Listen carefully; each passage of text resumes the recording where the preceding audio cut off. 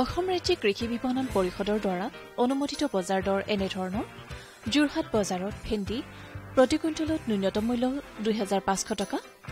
প্ৰতি কুইণ্টলত অধিকতম মূল্য ২৭০০ টকা, তিতা কেৰেলা ২০০০ টকা, ২৫০০ টকা, লেচেৰা ৩২০০ টকা, ৩৫০০ টকা, আদা ৯৫০০ টকা, ১০০০০ টকা। বালুগাঁও বজাৰৰ তিয়হ প্ৰতি কুইণ্টলত ন্যূনতম মূল্য ১০০০ টকা, প্ৰতি কুইণ্টলত অধিকতম মূল্য ১১০০ টকা, আদা ১০০০০ টকা, ১১০০০ টকা, কেঁচা জলকীয়া ৩৫০০ টকা, ৩৮০০ টকা, বেঙেনা ৮০০ টকা, ১০০০ টকা। নগাঁও বজাৰত বিলাহী প্ৰতি কুইণ্টলত ন্যূনতম মূল্য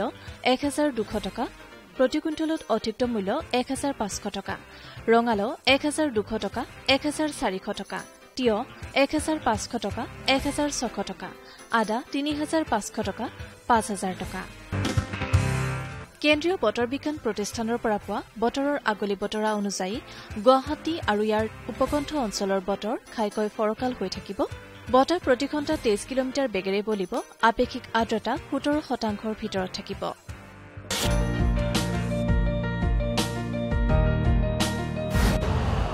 यूरिया का स्वदेशी उत्पादन 70 लाख टन बढ़ाने के लिए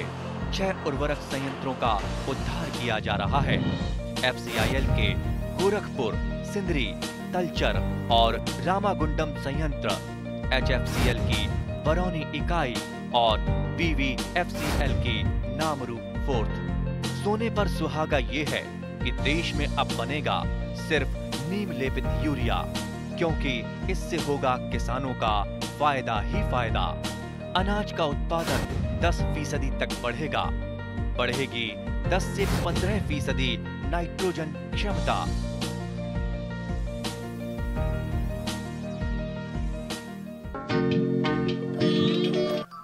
মীন পালন এক লাভজনক ব্যৱসায়। ৰাজ্যখনৰ বহুতো গ্ৰামাঞ্চলৰ নিবনুৱা যুৱক যুৱতী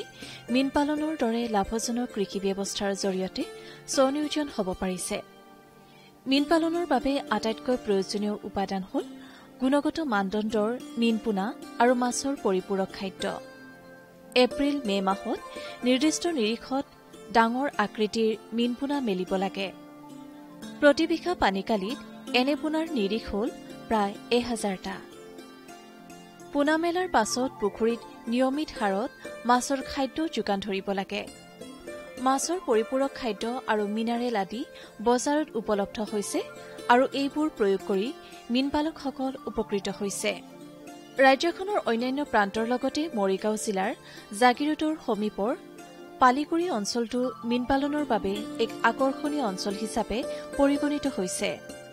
এই অঞ্চলৰ নিবনুৱা যুৱকসকল মীন সামগ্ৰীৰ ব্যৱসায় আৰু বিজ্ঞানসন্মত মীন পালনত নিজকে আত্মনিয়োগ কৰিছে।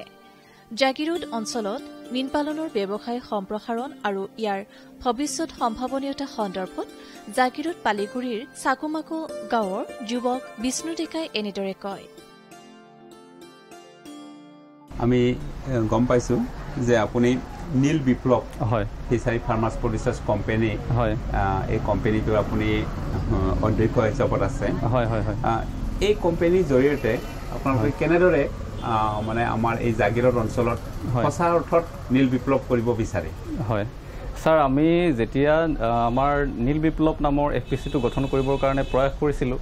তেতিয়াই আমাৰ লক্ষ্য আৰু উদ্দেশ্য আমি স্থিৰ কৰি লৈছিলোঁ যাতে আমাৰ থলুৱা যিসকল মীন পালক আছে তেওঁলোকক আগুৱাই লৈ যোৱাৰ এটা আপ্ৰাণ চেষ্টা আমাৰ মাজত সদায় আছে। আৰু আমি এই থলুৱা মীন পালকসকলক কম খৰচত তেওঁলোকে কেনেকৈ অধিক লাভৱান হ'ব পাৰিব তাৰ কাৰণে আমি তেওঁলোকক দিহা পৰামৰ্শ দি অনাগত দিনবিলাকত আগুৱাই যোৱাৰ এটা প্ৰয়াস ৰাখিছোঁ আৰু এই লক্ষ্যৰে আমি কাম কৰি যোৱাৰ মানসিকতা সদায় পুহি ৰাখিছোঁ। হয় হয়। এনে কিমানমান ধৰক মানে সদস্য আপোনালোকৰ অন্তৰ্ভুক্ত হৈছে বৰ্তমানলৈ? সদস্য বৰ্তমানলৈ আমাৰ ৫০০ৰো অধিক হৈ গৈছে আৰু আহি থকা দিনবিলাকত আৰু সদস্য আমি যোগ কৰি যাম। হয়। তেওঁলোকে কেনেকুৱা ধৰণৰ মীন পালনৰ লগত জড়িত আছে? বিশেষকৈ আমাৰ মৰিগাঁও জিলাৰ জাগিৰোডৰ সমীপৰ যিখিনি মীন পালক আছে তেওঁলোকে ৰৌ ভকুৱাৰ তুলনাত তেওঁলোকে ৰূপচান্দা কচ মাছৰ প্ৰতি বেছিকৈ আকৰ্ষিত হৈছে। এইকাৰণে যে চান্দা কচৰ বা অৰ্থাৎ ৰূপচন্দা কচ মাছৰ বাহন ক্ষমতাটো যথেষ্ট বেছি।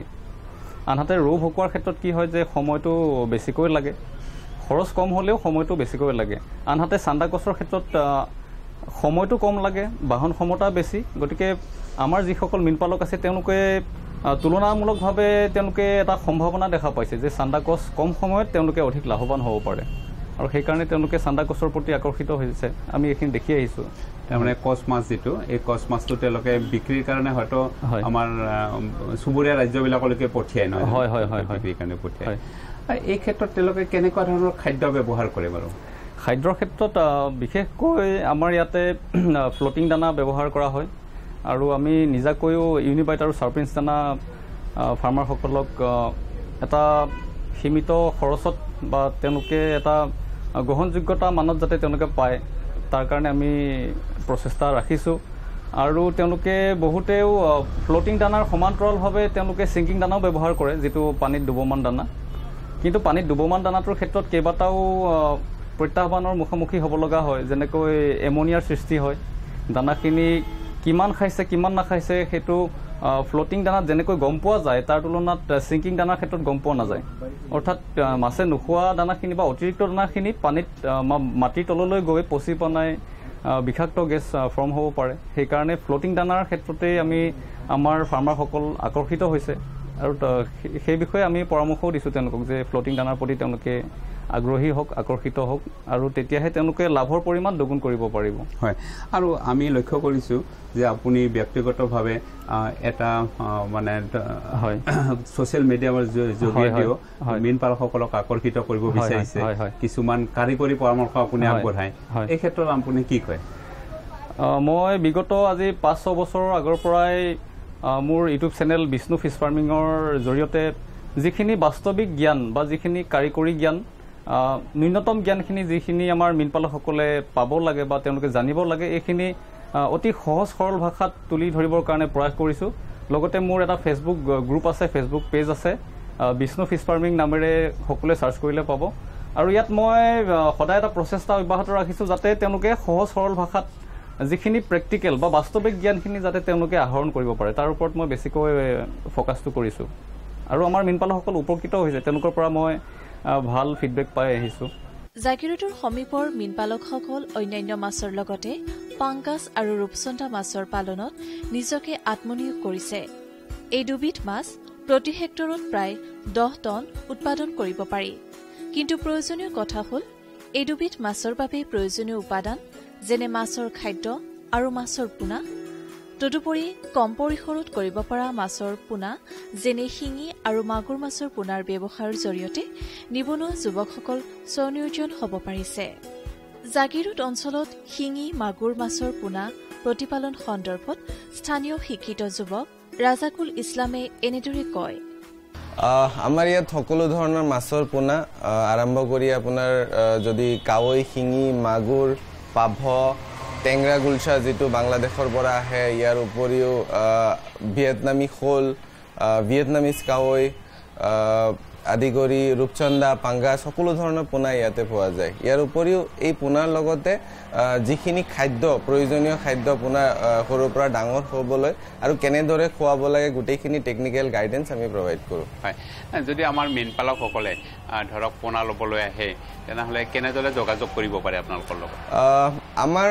এই যিটো ঠাই ইয়াক কোৱা হয় পালিগুৰি, জাগিৰোড হাইৱেৰ পৰা 1.5 কিলোমিটাৰ নিলগত আছে। আৰু আপোনালোকে আমাৰ ৱেবছাইট আছে aquabluegroup.in বুলি, ৱেবছাইটতো যোগাযোগ কৰিব পাৰে বা আপোনালোকে ডাইৰেক্টলি আমাৰ দোকানত আহিব পাৰে। হয়, এনে ধৰক এই যিটো আমাৰ কাৱৈ, মাগুৰ বা শিঙি এইবিলাকৰ প্ৰতিটো নিশ্চয়কৈ বেলেগ বেলেগ দাম হ'ব। হয় হয়, এনে কেনেকুৱা দামত আপোনালোকে বিক্ৰী কৰে? স্যাৰ, প্ৰথমতেতো মাছৰ পোনাৰ দামটো সম্পূৰ্ণৰূপে নিৰ্ভৰ কৰে মাছৰ পোনাৰ সাইজৰ ওপৰত আৰু কোৱান্টিটিৰ ওপৰত, কিমান পৰিমাণৰ মাছৰ পোনা লৈ আছে গ্ৰাহকে। যিমান বেছি পৰিমাণৰ হয় তাৰ দামটো সিমান কমি যায়। তথাপি যদি আমি টেন্টেটিভ ৰেটটো চাওঁ, যদি শিঙি মাছৰ এভাৰেজ ৰেট 2 টকাৰ পৰা 3 টকাৰ মাজত ভেৰি কৰে। লোকেল মাগুৰ মাছৰ ৰেট 4 টকাৰ পৰা 5 টকাৰ মাজত থাকে। কাৱৈ মাছৰ ৰেট 1.5 টকাৰ পৰা 2.5 টকাৰ মাজত থাকে। তেনেধৰণে সকলো এই মই যে কৈ আছোঁ যিটো দাম ধৰক 1.5 টকাৰ পৰা 2.5 টকা, 2 টকাৰ পৰা 3 টকা, তাৰ একমাত্ৰ কাৰণটো হৈছে যে মাছৰ কোৱান্টিটিৰ ওপৰত দামটো কমি কমি গৈ থাকে। যিমান বেছি কোৱান্টিটি লয় তাৰ দামটো সিমান কম থাকে। যদি কম কোৱান্টিটিৰ হয় আমাৰ খৰচটোতো একেটাই থাকে, তাৰ কাৰণে অলপ দামটো অলপ বেছি হৈ যায় হয় এনে এইবিলাক মাছৰ খাদ্য যেটো এই খাদ্যৰ দামটো কেনেকুৱা হয় প্ৰতি কেজি মাছৰ পোনাৰ দৰে মাছৰ খাদ্যৰ দামটো সম্পূৰ্ণৰূপে নিৰ্ভৰশীল ই নিৰ্ভৰ কৰে মাছৰ পোনাৰ খাদ্যৰ সাইজ আৰু প্ৰটিন পাৰ্চেন্টেজৰ ওপৰত যি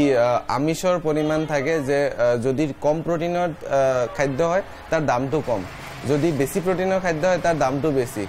সৰু সাইজৰ হলে দামটো বেছি হয় ডাঙৰ সাইজৰ হলে আকৌ দামটো কম তো ইয়াৰ দামটো 30 টকাৰ পৰা আৰম্ভ হয় 150 টকা লৈকে পাৰ কেজি ভেৰি কৰে পাকু আৰু ৰূপচন্দা আদি মাছৰ দৰে প্ৰয়োজনীয় মাছৰ খাদ্য আৰু মিনাৰেল ভিটামিন আদিৰ সন্দৰ্ভত মীন উদ্যোগী সুৰজিত চৰকাৰে এনেদৰে কয় আপুনি ধৰক মাছৰ খাদ্য এই ব্যৱসায়টোৰ লগত জড়িত আছে হয় হয় এনে ধৰক আপোনাৰ অভিজ্ঞতা কেনেকুৱা হৈছে বাৰু তো মই যেহেতু ইনিশিয়ালি মই ষ্টুডেণ্টো আছোঁ তো আমি সাইণ্টিফিকেলি অলপ নলেজ আছে তো ফিডছৰ ওপৰত কেনেকৈ প্ৰটিন পাৰ্চেণ্টেজ কি ৰিকুৱাৰমেণ্টছ লাগে ফিছ এটাৰ গ্ৰোথ হ'বৰ কাৰণে আৰু আমি এইটো দানা ব্যৱসায়ৰ লগত লাষ্ট 3 ইয়াৰ্ছ ধৰি জড়িত হৈ আছোঁ তো 3 ইয়াৰ্ছত যথেষ্টমান ভালে এক্সপিৰিয়েঞ্চ এটা হৈছে তাৰমানে যোৱা 3 বছৰ ধৰি আপুনি জড়িত আছে এনে যে আমি দেখিছোঁ যে আমাৰ মীন পালকসকল তেওঁলোকে আগতে পুখুৰীত খাদ্য প্ৰয়োগ কৰা নাছিলে তেওঁলোকে কিন্তু আজিকালি তেওঁলোকে পুখুৰীত খাদ্য প্ৰয়োগ কৰে কেনেকুৱা ধৰণৰ খাদ্য তেওঁলোকে বিচাৰে চাওক আগতে মানুহে নেচাৰেলি যিবোৰ ফিড আছিলে কুৰা চাপৰ আদি বস্তুবোৰ দিছিলে কিন্তু সেইটো সিহঁতে ইমান যথেষ্টমান ফলাফল পোৱা নাছিলে মাছৰ বৃদ্ধি ইমান ভাল পোৱা নাছিলে মানে আৰু নিজৰ খানা খোৱাকে চলি গৈছিলে বাট ৰিচেণ্টলি চাইণ্টিফিক ডেভেলপমেণ্টৰ কাৰণে আমি কমাৰ্চিয়েল ফিডবোৰ আহিছে যিবোৰত হাই প্ৰটিনছ এণ্ড অল পোৱা যায় ফিছৰ গ্ৰোথৰ কাৰণে যাৰ কাৰণে আমি আমাৰ এণ্টাৰপ্ৰিনাৰশ্বিপতো বহুত এটা ভাল ষ্ট্ৰাইক দেখিব পাই আছোঁ চ' চবে কমাৰ্চিয়েল ফিডটো ইউজ কৰিলে এটা যথেষ্টমান প্ৰফিট এটা আহে হয় গতিকে আপুনি ধৰক এই ব্যৱসায়টোৰ লগত আপুনি অকণমান জড়িত হৈ গ'ল আৰু এনে যে আমি দেখোঁ যে কেতিয়াবা পানীত মানে ডুবি যায় কিছুমান খাদ্য আৰু কিছুমান ভাহি থাকে এনেকুৱা আমাৰ মীন পালকসকলে কেনেকুৱা খাদ্য বিচাৰে সাধাৰণতে তো সেইটো ডিপেণ্ড কৰে কোনটো এৰিয়ালৈ গৈছে যিহেতু আমাৰ আউট অফ ৱেষ্ট বেংগল ফালে ছিংকিং ফিডটো বেছি চলে বাট আসামত যিহেতু কালচাৰটো এনেকুৱা তো ফ্লোটিং ফিছ বেছি চলে কাৰণ আসামত ৰূপচান্দ আৰু পাংগাছিয়াছ মাছটোৰ কালচাৰ বহুত বেছি IMCৰ তুলনাত যেহেতু মৰিগাঁও ডিষ্ট্ৰিক্টত IMCতকৈ ৰূপচান্দ আৰু পাংগাছিয়াছ বেছি এই বৃহত্তৰ জাগিৰোড অঞ্চলত মানে এইটো বেছি আৰু জাগিৰোডৰ এৰিয়াৰ সন্মুখত মানে যিমান এৰিয়া আছে এইবোৰত ৰূপচান্দ আৰু পাংগাছিয়াছটো অলপ বেছি পৰিমাণে কৰে মানুহে হয় তো তাত ৰূপচান্দ আৰু পাংগাছিয়াছ মেইনলি ফ্লোটিং ফিছ ফিডৰ ওপৰতে ডিপেণ্ড থাকে গতিকে খাদ্যৰ যিটো মানে উপঙি থকা খাদ্যটো তেওঁলোকে দিবলগীয়া হয় আৰু তেওঁলোকে ফ্লোটিংটো উপঙি থকা খাদ্যটো বেছিলে ইয়াত বেছি চলে এনে আপুনি লক্ষ্য কৰিছেনে যে প্ৰতি বছৰে ধৰক এই যে খাদ্যৰ পৰিমাণটো বাঢ়ি গৈ আছে নেকি বাৰু যে ৰাইজে বেছিকৈ লৈছে নেকি বাৰু মানুহে বেছিকৈ এনেকৈ মানুহে যিটো চাই মানে আজিকালি মানুহে আগত ভাবিছিলে ইমান দামী খাদ্যটো দিলে কিজানো লছে হয় নেকি কিন্তু মানুহে এতিয়া দেখি আছে চবত প্ৰফিট হৈ আছে চ' মানুহে বুজি পাইছে মানে আজিকালি এইটোৰ ইউজফুলনেছটো চ' চবে আগবাঢ়ি আহিছে নিজৰ ফালৰ পৰা আৰু ইউথছবোৰো এইবোৰত বেছিকৈ ওলাই আহিছে ধৰক আপুনি ধৰক পঢ়ি আছে তথাপি তাৰমানে ধৰক মাছৰ খাদ্য ব্যৱসায়ৰ লগতো জড়িত আছে হয় হয় আৰু এনে ধৰক ভৱিষ্যতে আপোনাৰ পৰিকল্পনা কি বাৰু এই ক্ষেত্ৰত ভৱিষ্যতৰ পৰিকল্পনা মানে চাওক মোৰ এটা যিহেতু আজিকালি গভৰ্ণমেণ্ট জবছ বহুত ৰেয়াৰ হৈ গৈ আছে তো সেইটোৰ কাৰণে আমি ডাইৰেক্টলি গভৰ্ণমেণ্টক ব্লেম কৰি লাভ নাই কাৰণ চাওক নিজে নিজৰ এমপ্লয়মেণ্টটো নিজে বিচাৰি ল'ব লাগিব ইমান ৱেষ্ট আছে গভৰ্ণমেণ্টে আমাক এগ্ৰিকালচাৰ একুৱাকালচাৰত ইমান হেল্প কৰি আছে তো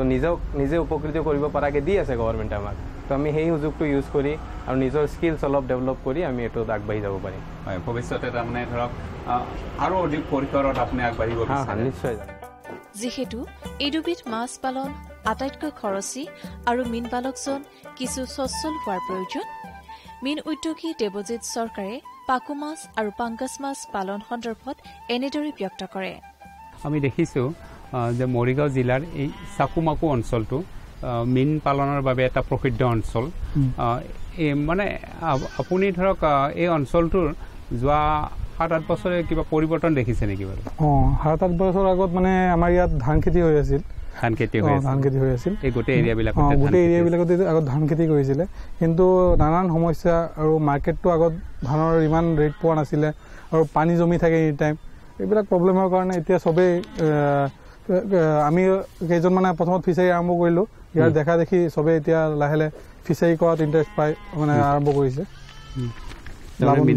মীন পালনৰ প্ৰতি মানুহবিলাক আকৰ্ষিত হৈছে আৰু এই পথাৰবিলাকত মানে দ পথাৰবিলাক এতিয়া পুখুৰীলৈকে পৰ্যবেক্ষিত কৰিছে এনে কিমানমান পুখুৰী আছে বাৰু ইয়াত মোটামুটি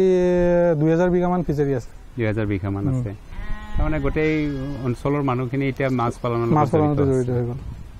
এই উৎপাদিত মাছখিনিৰ এনে ধৰক বজাৰৰ ক্ষেত্ৰত কিবা অসুবিধা পাইছে নেকি বজাৰৰ ক্ষেত্ৰত মানে যেটো মূল্য পাব লাগে মানে মাছটো দানাটো ৰেটটো লাহে লাহে দিনকে দিন বাঢ়ি আছে যেটো ৰ মেটেৰিয়েলৰ ৰেটটো বাঢ়ি আছে মানুহবিলাকে ধৰক আজিকালি মাছৰ খাদ্যৰ প্ৰতি সজাগ হৈছে ন খাদ্যৰ প্ৰতি সজাগ হৈছে তেওঁলোকে মানে ধৰক আগতে কি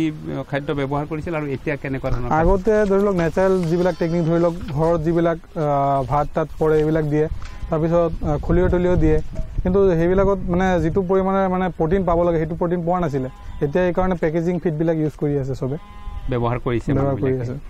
আমি নিজে ব্যৱহাৰ কৰি আছো সবে ইউজ কৰি আছে উপকৃত হৈছে আৰু আমি দেখিছো যে জাগিৰোড অঞ্চলত কেইবাটাও এনেকুৱা ধৰণৰ মানে প্ৰতিষ্ঠানো গঢ় লৈ উঠিছে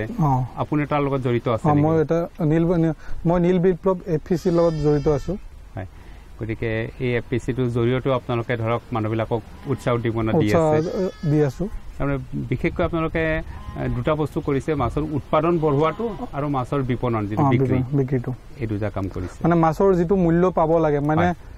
সেইটো মূল্য পোৱা নাছিলে মানে মধ্যবিত্ত কিবা অলপ কৰি আছিলে সেইবিলাক সমস্যা সমাধানৰ কাৰণে আমি নীল বিপ্লৱ এফপিচিৰ পৰা কাম কৰিম বুলি আশাবাদী গতিকে ধৰক যিটো মধ্যবিত্তই যিটো লাভ পায় সেইটো যাতে নাইকিয়া কৰিব পাৰে সঠিক মূল্যটো ফাৰ্মাৰ পায় কৃষকবিলাকে যাতে মূল্যটো পায় গতিকে আপোনালোকৰ আটাইতকৈ সুবিধা হ'ল এটা যাতায়াতৰ সুচল ইয়াত গতিকে এইটো মধ্য অসম বুলি কোৱা হয় ইয়াত মানে আপোনালোকে যিকোনো মাছখিনি আমাৰ উজনিলৈও পঠাব পাৰে নামনিলৈও পঠাব পাৰে সেইটো আপোনালোকৰ সুবিধা আমাৰ গতিকে এনে দেখি শুনি আকৌ প্ৰত্যেক বছৰে বাঢ়ি আছে নেকি পুখুৰীৰ সংখ্যা পুখুৰীৰ সংখ্যা প্ৰত্যেক বছৰে বাঢ়ি আছে প্ৰত্যেক বছৰে মানে বাঢ়ি আছে দ জেগা বা এইবিলাক পুখুৰীলৈকে হৈ আছে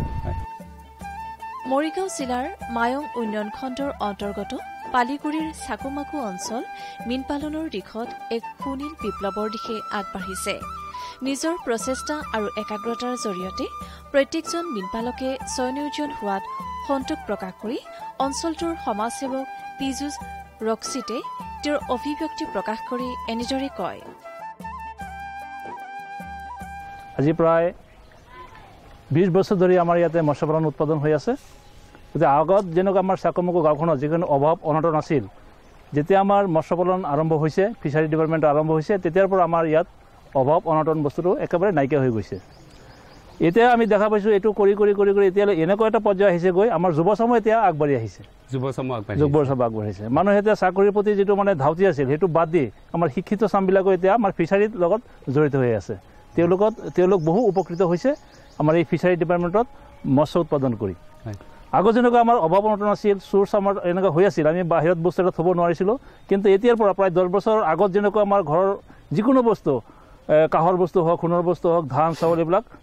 চুৰি কৰি লৈ গৈ আছিল কিন্তু যেতিয়া আমাৰ মানুহবিলাক অলপ সামম্বলি হৈছে মৎস্য উৎপাদন কৰি যেতিয়া নিজে উৎপাদন কৰা হৈছে তেতিয়াৰ পৰা আমাৰ চুৰ বস্তুটো একেবাৰে নাইকিয়া হৈ গৈছে এতিয়া আমি যিকোনো বস্তু অনাহে আমি যিকোনো বাহিৰত থৈ দিব পাৰোঁ আমি নিশ্চয় আমি খুব ধুনীয়াকৈ আমি এতিয়া টোপনি যাব পাৰোঁ আমাৰ চুৰ বুলি আমাৰ চাকুমাকু গাঁওখনত এতিয়া একেবাৰে নাইকিয়া হৈ গৈছে এইটো নিশ্চয়কৈ শুভ লক্ষণ আমাৰ যুৱচামৰ এইটো এটা শুভ লক্ষণ যাতে আমি এই মৎস্য পালনৰ জৰিয়তে আৰু অদূৰ ভৱিষ্যতে যদি আমাৰ চৰকাৰৰ পৰা কিবা এটা সুবিধা দিয়ে এই যুৱচাম তেওঁলোকে নিশ্চয় এই মৎস্য পালনৰ জৰিয়তে চাকৰি বাকৰি আশা বাদ দি আমাৰ এই জীৱিকা নিৰ্বাহ কৰিব পাৰিব গতিকে আপুনি এজন সমাজসেৱক হিচাপত আপুনি সুখী আৰু মই সুখী এই মৎস্য পালনৰ কাৰণে এইখন গাঁও বহুত উন্নত হৈছে আৰু আগলৈকে যাতে বহুত উন্নত হয় তাৰ কাৰণে মই বহুত সুখী হৈ আছো এইখন গাঁৱত ব্যক্তিগতভাৱে আপুনি ধৰক নিজেও জড়িত আৰু আপোনাৰ ধৰক গোটেই পৰিয়ালৰ সকলোৱে জড়িত মই জড়িত হৈ আছো মোৰ পৰিয়াল মোৰ ভতিজা মোৰ ভাই মই সকলোৱে এইটোৰ লগত জড়িত হৈ আছো আৰু আগতে গাঁৱৰ মানুহবিলাকে কৃষি কৰ্মত ধান খেতি কৰিছিলে ধৰক এতিয়া আগতে 2-3 বছৰ আগতে যেতিয়া ধানৰ দাম 400 টকা মোন আছিলে মানে 1 বিঘা বুঢ়া কৰোঁতে প্ৰায় 4,000-5,000 টকা খৰচ হয় ধান হয় 20 মোন 6,000-7,000 টকা বিক্ৰী হয় তেতিয়া মানুহবিলাকক বৰ মানে এনেদৰে মৰিগাঁও জিলাৰ মায়ং উন্নয়ন খণ্ডৰ জাগিৰোড অঞ্চল মীন পালনৰ এক আদৰ্শ অঞ্চল হিচাপে পৰিগণিত হৈছে যাতায়াতৰ সুবিধাৰ বাবে এই অঞ্চলত কেইবাখনো মাছৰ খাদ্যৰ বিক্ৰী প্ৰতিষ্ঠান আৰু পানী পৰীক্ষাগাৰ নিৰ্মাণ হৈছে। জাগিৰোডত উপলব্ধ হয় বিভিন্ন প্ৰজাতিৰ মাছৰ পোনা, বিশেষকৈ বায়ুস্বাসী মাছ যেনে শিঙি, মাগুৰ, অধিক ঘনত্বত মেলিব পৰা মাছ যেনে পাংগাছ, ৰূপচন্দা আদি। ইয়াৰ পৰা অনুপ্ৰাণিত হৈ ৰাজ্যখনৰ বিভিন্ন প্ৰান্তৰ মীনপালকসকল আগবাঢ়ি আহিছে। মুঠতে জাগিৰোড আৰু ইয়াৰ দাঁতিকাষৰীয়া অঞ্চলসমূহে মীনপালনৰ এক নিদৰ্শন দাঙি ধৰিছে আৰু যুৱক যুৱতীসকলৰ মাজত এক আশাৰ সঞ্চাৰ কঢ়িয়াই আনিছে।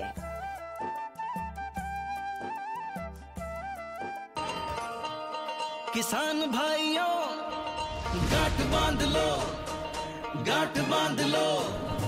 बहुत बहुत है काम की, समृद्धि के पैगाम की। मिट्टी के मिजाज को समझो, मिट्टी के हर राज को समझो, मिट्टी की तुम जांच कराओ, मुफ्त सॉइल हेल्थ कार्ड ले जाओ।